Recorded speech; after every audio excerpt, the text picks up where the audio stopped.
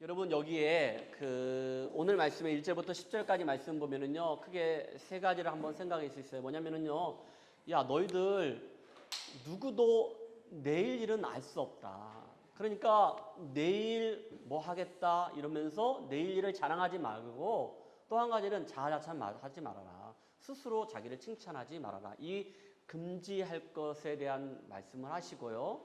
두 번째는 돌과 모래, 그리고 거대한 물결, 홍수, 이러한 어떤 자연 세계를 빗대어서 분노가 그것보다 더 무겁다는 거예요. 그러니까 분노하지 말라는 거예요. 분노하면은 치명적인 그런 위험하다라는 것들을 이야기하는데, 그런데 그 분노보다 더 위험한 것은 투기하는 것. 그러니까 땅투기 이걸 말하는 게 아니고요. 질투하는 것, 시기하는 것. 그걸 이야기를 하고요. 또 한 가지는 뭐냐? 야, 너의 친구들이 있니? 그러면은 너의 진정한 친구의 모습은 어떤 모습인가? 그 친구의 모습을 우리도 한번 닮아가는 그런 시간들이 좀 됐으면 좋겠습니다. 잠언 말씀을 우리가 같이 보면서 잠언 4장 23절 말씀, 여러분들 이 말씀 암송했으면 좋겠는데, 뭐라겠습니까? 모든 지킬 만한 것 중에 더욱 내 마음을 지키라. 생명의 근원이 이에서 남이니라. 여러분들이 지키고 보호할 것들이 많이 있지만은 마음을 지키라는 거예요.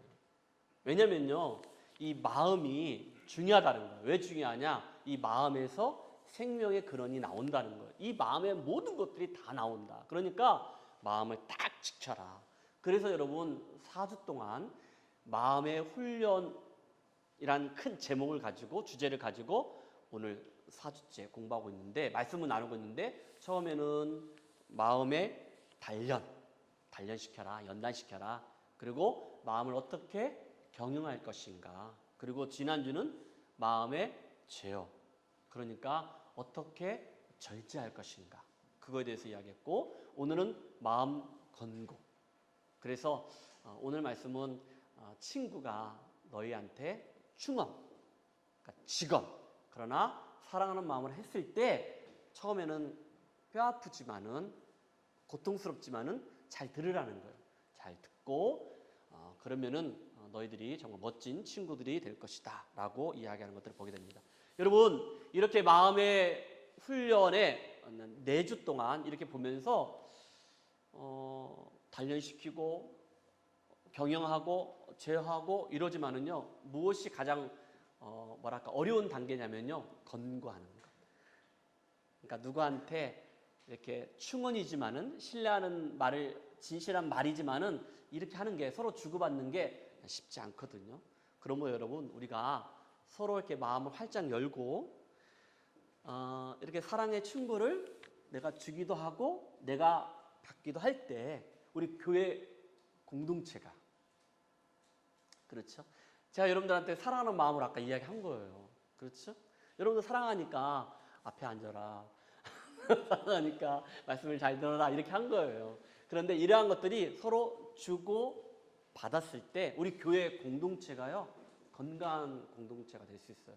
근데 교회뿐만 아니고 가정도 마찬가지. 남편과 아내가 서로 사랑하는 마음으로 이야기를 할 때, 어떻게 보면 그게 직원이라고 하잖아요. 그런데 그것을 상처로 받는 것이 아니고, 나를 사랑하기 때문에, 나를 생각해 주기 때문에, 그리고 우리 가정이 믿음 안에서 반듯하게 세워지고 함께 하기를 원하기 때문에 이렇게 나에게 이런 좋은 말을 해주는구나 라고 하면서 할 때, 가정과, 그리고 또한 우리 형제 자매들 가운데 이런 모든 것들이 건강하게 반듯하게 세워진다는 것을 믿으시고, 오늘 말씀 가운데 하나님이 주시는 은혜를 함께 나누고자 합니다. 자, 먼저 1절부터 10절까지 문단을 쭉 보는데요, 이렇게 해서 쭉 말씀을 보고요, 그리고 난 이후에 크게 두 가지 제목을 던지고, 그리고 거기에 따라서 질문을 통해서 우리에게 주는 교훈이 무엇인가를 오늘도 말씀을 보도록 합시다. 자, 1절과 2절 말씀 보면은요, 내일 일을 자랑하지 말라겠는데, 우리 말씀 봅시다. 다 같이 한번 읽어볼까요? 시작. 너는 내일 일을 자랑하지 말라. 하루 동안의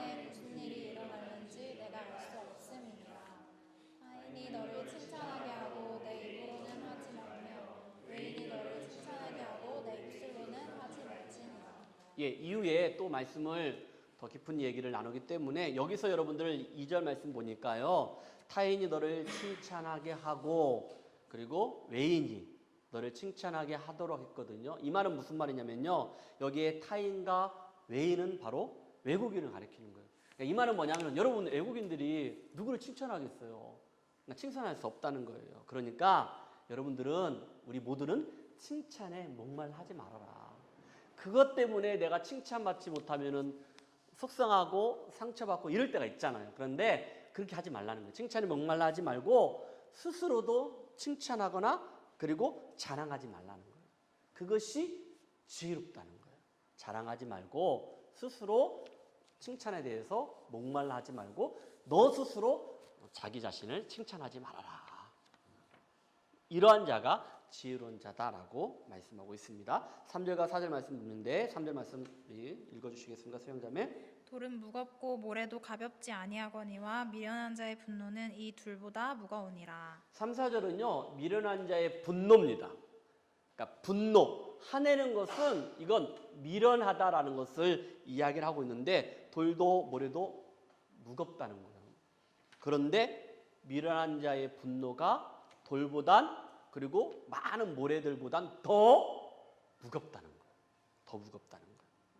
근데 여러분 이것은요 단순하게 어떤 그 무게, 그러니까 물리적인 그런 무거움이 아니고요. 그것을 뛰어넘어서 미련한 자의 분노, 화내는 것, 분노 이것은 무엇을 가져오냐? 육체적인 피로도 가져올 뿐만 아니라 정서적이고 그리고 정신적인 고통의 무게를 표현하는 말씀입니다. 자, 4절 말씀 한번 읽어주시겠습니까? 부는 잔인하고 노는 창수 같거니와 투기 앞에야 누가 서리요. 예, 투기 앞에야 누가 서리요 했거든요. 그러니까 투기, 그 질투가 이 분노보다 더 세다는 거예요. 더 안 좋다는 거예요. 위험하다는 거예요. 치명적이라는 거예요. 근데 분노의 잔인성, 위험성 이것을 무엇에 비유했냐면 홍수에 비유합니다. 그것을 통하여 홍수가 나면은 무엇이 파괴되고 인명 사람들도 그렇고 그리고 모든 이런 경제적인 손실이 있지 않습니까? 이렇다는 거예요. 무엇이? 분노가 그렇다는 거예요. 그런데 그 분노보다 질투하는 것, 시기하는 것 이것이 더 안 좋다라고 우리에게 말씀하고 있습니다. 자, 5절과 6절 말씀 보면은요. 솔직한 책망과 가치라겠는데 자, 한번 읽어 주시겠습니까? 면책은 숨은 사랑보다 나으니라. 친구의 아픈 책망은 충직으로 말미암는 것이나 원수의 잦은 입맞춤은 거짓에서 난 것이니라. 예. 여러분 5절과 6절 말씀을 보면은요. 사랑한 자의 아픈 질책이 있어요. 내가 정말로 친구가 나를 사랑하기 때문에 나에게 질책을 하는데 그게 너무나 아파. 근데 이것과 그리고 말씀 보니까 미워하는 자의 입맞춤이라고 했거든요. 입맞춤은 황홀하고 달콤하고 좋은 것 같잖아요. 그런데 여기에 무엇이 정말로 진실이고 거짓인지 여러분들이 분별할 줄 알아야 한다는 거예요. 사탕발림으로 여러분들에게 좋은 말을 해주는 것 같지만은 그 안에는 그것이 거짓될 수도 있다는 거예요. 그러나 친구가 하는 말이 때로는 나에게 아프지만은 그러나 그것은 아픈 질책이라는 것을 우리에게 말씀하고 있습니다. 그러면서 여러분 잠언 3장 11절에 이런 말씀하고 있습니다. 읽어주시겠습니까? 내 아들아 여호와의 징계를 경히 여기지 말라. 그 꾸지람을 싫어하지 말라. 예. 잠언에서 말씀하기를 야, 내 아들아 여호와의 징계 하나님이 나에게 징계하시고 때로는 나에게 벌을 내리실 때 질책하실 때 이것을 경히 여기지 말라는 거예요. 가볍게 여기지 말라는 거예요. 그 꾸지람을 싫어하지 말라는 거예요. 하나님이 나를 사랑하시기 때문에 그렇게 하신다는 거예요. 그러면서 12절에 우리 다 같이 시작. 대저 여호와께서 그 사랑하시는 자를 징계하시기를 마치 아비가 그 기뻐하는 아들을 징계한 같이 하시느니라. 아멘. 여러분 여기서 하나님이 사랑하기 때문에 우리에게 때로는 징계도 하시고 우리에게 벌도 주시고 우리에게 시험도 주시고 고통도 주시고 아픔도 주시잖아요. 그런데 아버지도 그렇다는 거예요. 그런데 여러분 여기서 분명하게 우리가 잊지 말아야 할 것은 뭐냐면 저도 잘 안 되는 부분이 있어요. 우리 자녀들에게 사랑하는 마음으로 야단을 치고 혼낼 때가 있어요. 그런데 거기에 내 감정이 들어가면 안 됩니다. 근데 이걸 놓칠 때가 많아요. 정말로 우리 자녀들을 훈계할 때 사랑하는 마음으로 하시죠. 그런데 어느 순간에 나도 모르게 감정이 들어갑니다. 그건 진정한 사랑이 아닙니다. 이걸 놓칠 때가 있어요. 이걸 기억하십시오. 자, 이제 7절과 8절 말씀 보면은요, 배부른 자와 그리고 줄인 자에 대한 그런 내용들인데 7절 말씀 한번 읽어주시겠습니까? 배부른 자는 꿀이라도 싫어하고 줄인 자에게는 쓴 것이라도 다니라. 예, 배부른 자는 꿀이라도 싫어한다겠거든요. 이 말은 뭐냐? 이미 어떠한 그 쾌락, 좋은 것에 탐닉하여 있는 사람은요, 아주 웬만한 것, 가벼운 것에 대한 기쁨에 대한 것은 만족하지 못한다는 거예요. 여러분 여기에 배부른 자는 꿀이라도 싫어하겠거든요. 여러분 여기에 꿀은요, 제가 지난주도 말씀드린 것처럼 당시에 이스라엘 나라에는 이 꿀이 양봉도 하는 것도 아니고 천연꿀이 되게 많지 않았어요. 그러니까 꿀이라는 것은 굉장히 귀중한 거예요. 소중한 거예요. 귀한 거예요. 그런데 배부르니까 그것도 싫어한다는 거예요. 그런데 줄인 자에게는 쓴 것이라도 달다. 어떻게 쓴 것이 달 수가 있어요? 왜 그랬어요? 줄인 자. 너무나 배고프니까 그것조차도 달다라고 생각하고 있는 거예요. 그러니까 이것은 뭐냐? 절제하는 사람은 작은 기쁨, 작은 기쁨의 소재에도 큰 감사를 느낀다는 것을 우리에게 교훈하고 있는 거예요. 그러므로 여러분, 하나님의 어떤 은혜에 대해서, 하나님의 사랑과 하나님의 은혜에 대해서 난 하나님이 필요합니다. 하나님이 원합니다. 하나님 나를 도와주십시오. 이렇게 느끼는 사람들은요, 스스로 나는 하나님 안 계셔도 괜찮아. 나는 만족해. 모든 것들이 풍족해.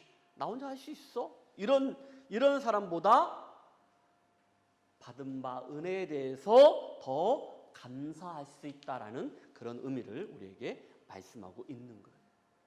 근데 여러분, 이건 뭐냐면은 한마디로 말해서 여러분 7절 말씀을 통해서 작은 거지만은, 사소한 것이지만은 우리 마음속에, 우리 이스라엘에서는요, 감사가 넘치시기를 주님으로 축복합니다. 아멘.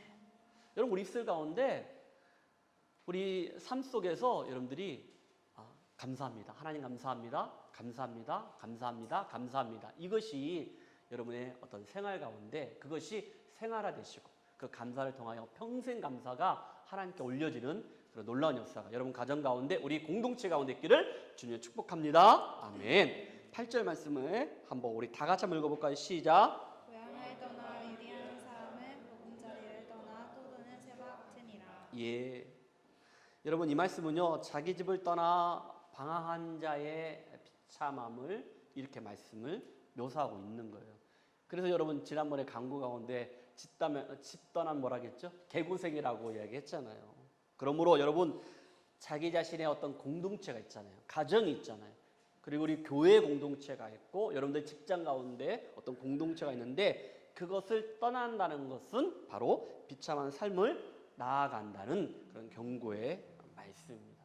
여러분 이 말씀을 통해서 우리가 분명히 알고 깨달아야 할 그런 부분들이 있는데, 교회 공동체도 마찬가지고 여러분 가정 안에서도 마찬가지입니다. 부부간에, 부모와 자녀들 가운데, 그리고 우리 청년들 공동체 가운데서도 마찬가지. 무슨 말이냐면요, 내가 속해 있는 그 공동체 안에 문제는 있어요. 여러분 교회 안에서도 문제 많습니다. 저를 보십시오. 하나님 은혜로 제가 이 자리에 서 있는 거예요. 여러분 저뿐만 아니고 여기 계신 분들도 만만치 않아요. 그렇기 때문에 우리가 하나님 앞에 나온 거예요. 그 교회 공동체 안에는 문제들이 있어요. 그 문제들을, 그 공동체, 갈등과 문제들을 어디에서? 교회 공동체 안에서. 갈등과 문제들을 어디 안에서? 여러분 가정 안에서. 부부 간의 갈등, 문제, 그것도 그 가정 안에서. 부모와 형제 갈등도 문제도 그 가정 안에서 회피하거나 도피하지 말라는 거, 피하지 말라는 거. 문제 해결은요, 그 안에서 해결되는 거예요. 여러분, 제가 이런 말씀을 드리기가 좀 뭐 하는데, 어떤 분은요,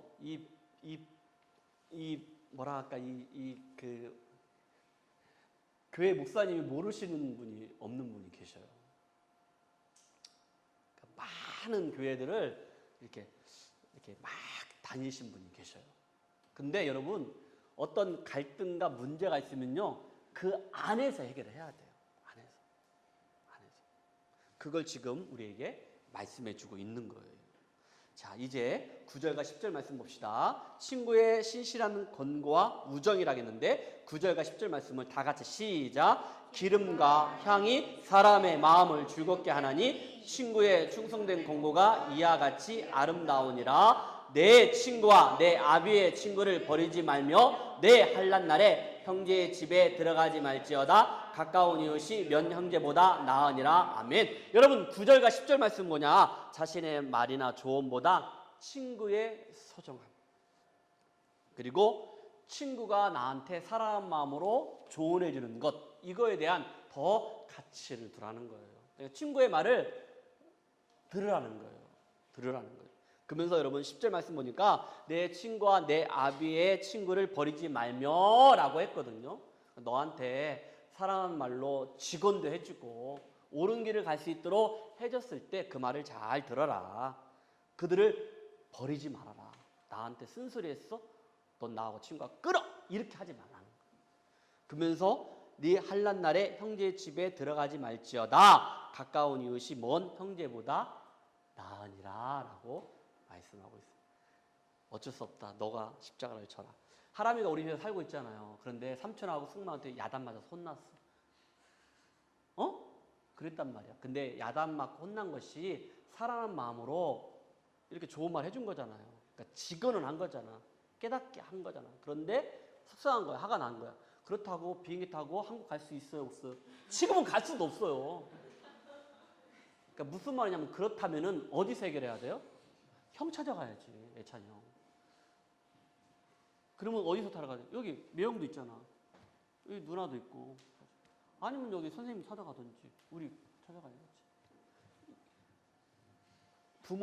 부모님보단 우리가 더 가깝다는 거예요. 여러분 생각해보세요. 이제 여러분들 한국 떠나 있다 보니까요.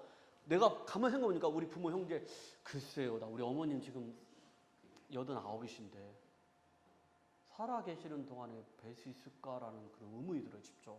코로나 때문에. 여러분 다 똑같지 않을까요? 그럴까요? 여러분 부모 형제들보단 저를 더 많이 봤을걸? 매주일마다? 우리 다 우리 가족이야, 가족. 그걸 말씀하고 있는 거예요. 자, 두 가지를 한번. 첫째는 지혜로운 사람은 친구의 선한 충고를 기쁘게 받아들인다라고 말씀하고 있습니다. 짧게 더 말씀을 읽고 그냥 넘어가도록 그렇게 합시다. 자, 뭐라고 질문했습니까? 숨은 사랑보다 더 나은 것은 무엇입니까? 라고 했거든요. 무엇입니까? 면책. 여러분 친구의 면책은 뭐냐? 그 보는 앞에서 대놓고 꾸짖는 거예요. 야단치는 거예요. 이것이 숨은 사랑은 뭐냐? 바로 이미 내재해 있는 그 우정보다도 더 낫다는 거예요. 그런데 여러분 친구 앞에서 직설적으로 질책하는 거 쉬워요, 어려워요? 어렵죠. 어렵습니다. 하기 어려워요. 그런데 그 우정이 깨질까 두려워 마땅히 바로 잡아 주어야 하는데 그 친구의 잘못을 묵인한다면 그 우정은 진짜 우정이 아니라는 거예요. 여러분 진짜 어려워요. 정말로 친한 사람인데 저도 어떨 때는 우리 교우들한테 이렇게 딱 말씀을 드리고 싶지만은 어려울 때가 있거든요. 그러나 담임 목사로서 우리 교회 집사님들, 성도님들한테 해야 할 말들은 해야 돼요. 그게 진짜 사랑이거든요. 그런데 때로는 그러지 않을 때가 있어요. 있단 말이에요. 목회하면서 그럴 때가 참 많아요. 그러나 그렇게 하면 안 된다는 거예요. 근데 여러분, 내가 성경 읽어라 그러면은 드려야죠. 기도에 참석해라 그러면 예배 잘 주일 성사해라 뭐 이런 부분들. 그렇죠. 근데 때로는요 그것도 어려울 때가 있어요. 진짜 있어요. 근데 그러면 안 된다는 거예요. 그건 진정으로 교우들을 사랑하지 않는 거예요. 배지사님 성경 잘 읽고 계시죠? 네. 큐티 잘하고 계시죠? 매일 성경 7, 8월 달 책이 왔는데 다 책만 받아가는 거예요? 해야 돼요. 하셔야 돼요. 책만 부지런히 가져가면 뭐합니까? 큐티 하셔야 돼요. 우리 큰형님께서 성경을 좀 읽으셨으면 좋겠는데 사랑하니까 얘기하는 거죠. 사랑으로 받는 것이고 그걸 얘기하고 있는 거예요. 근데 이야기할 때 내가 옳고 너는 잘못됐어. 이것은 자기가 우월하다는 거거든요. 그 비판하고 정죄하는 그게 아닌 친구가 잘못된 길을 가거나 그 잘못된 길은 뭐냐? 성경에서 벗어나고 하나님이 기뻐하지 않는 것을 할 때는 우리가 그것을 바로 잡아야 한다라는 것들을 이야기하고 있습니다. 지혜로운 사람은 가까운 사람으로부터 뭐 책망이 어떻게 반응할까요? 라고 했거든요. 9절과 10절인데 한번 말씀만 읽어봅시다. 시작. 이름과 영이 사람의 마음을 즐겁게 하니 친구의 충성된 권고가 여호와같이 하리라. 예, 친구의 어떤 충성된 권고라는 것은 뭐냐? 사랑하는 마음으로 그리고 신뢰하는 마음으로 하는 이야기거든요. 그것이 기름과 향이라는 것은 굉장히 귀중하고 소중하고 아름답다는 거예요. 그것보다 더 친구의 그 사랑의 말이 그렇다는 거예요. 그러면서 10절 말씀에 아까도 이야기한 것처럼 가까운 이웃이 먼 형제보다 낫다라고 이야기를 하고 있는 거예요. 그러니까 때로는 친구의 말이 나를 아프게 하고 힘들게 하지만은 그러나 내가 다시 말씀 앞으로 그리고 올바른 길을 갈 수 있도록 제자리에 찾도록 하는 것이니까 그것을 들었을 때 그것이 정말로 나를 사랑하는 것이고 그리고 그것이 복이다라는 것을 믿으시기를 바랍니다. 한마디로 말해서 여러분 정말 우리 예수만을게 우리 모든 교우들은 서로 사랑하는 마음으로 서로 친구가 되기를 소중한 친구가 되기를 정말 목사님은 나의 소중한 목사님 귀한 목사님 사랑의 목사님 저도 우리 교우들이 집사님이 성도님이 우리 청년들이 그런 우리 예수마을 가족 공동체가 되기를 주님을 축복합니다. 아멘. 두 번째는요. 지혜로운 사람은 자신에 대한 평가를 겸손히 타인에게 맡기라는 거예요. 그러니까 자랑하지 말고 스스로 칭찬하지 말라라고 이야기를 했는데 사람이 함부로 미래 일을 자랑하지 말아야 할 그 이유가 있다는 거예요. 자, 1절 말씀 우리 수양자 한번 읽어보시겠습니까? 너는 내일 일을 자랑하지 말라. 하루 동안에 무슨 일이 일어날는지 내가 알 수 없음이니라. 예. 내일 일을 자랑하지 말라. 왜냐면은 하루 동안에 어떤 일이 무슨 일이 일어나는지 안다 모른다? 모른다는 거예요. 여러분 여기서 기억할 것은 뭐냐면요. 하나는 뭐냐? 여러분 여기서 우리가 이 잠언의 말씀을 통해서 그럼 겸손하라는 건가? 자랑하지 말라, 스스로 칭찬하지 말라 이렇게 여러분들이 말씀을 들을 수 있겠는데요. 그것보단 이건 뭐냐? 내일 일을 우리가 알 수 없다는 거예요. 이건 뭐냐? 인간의 한계입니다. 인간의 한계. 내일 일은 하나님이 아신다는 거예요. 그러나 나는 무지하다는 거예요. 나의 한계는 여기까지이지 내일 일까지는 알 수 없다는 거예요.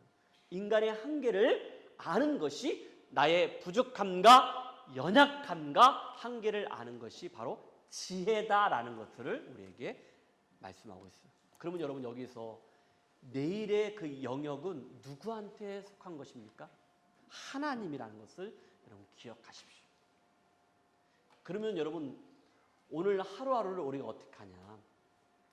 우리는 내일을 알 수 없기 때문에 그렇다면 어떻게 하냐? 내일에 대해서 우리는 어떤 마음이 있어야냐면 하나님이 어떻게 나를 통하여 하실지에 대해서 우리는 기대하는 거예요. 무슨 말씀인지 알겠습니까? 내일은 하나님이 하실 일이 있어요. 나를 통하여, 우리 교회를 통하여, 여러분을 통하여 하실 일이 있단 말이에요. 그거에 대해서 우리는 기대하는 거예요. 하나님이 어떻게 하실까? 어떻게 하실까? 그걸 기대하는 거예요. 또 한 가지는 뭘까? 또 한 가지는 뭐냐? 오늘 이 순간에 매일매일 어떻게? 성실하게, 근면하게, 부지런하게 잘 살아내는 것은 우리의 몫이에요. 내일 일은 하나님이 어떻게 하실 것에 대한 기대를 하는 것이고 기도하는 것이고, 또 지금 이 순간에는 어떻게? 우리는 성실하게, 근면하게, 최선을 다해 부끄럼 없게 멋지게 살아내는 것은 우리의 몫이라는 것을 우리에게 말씀하고 있어요. 여러분, 그래서 전도서 8장 17절에 한번 읽어주시겠습니까?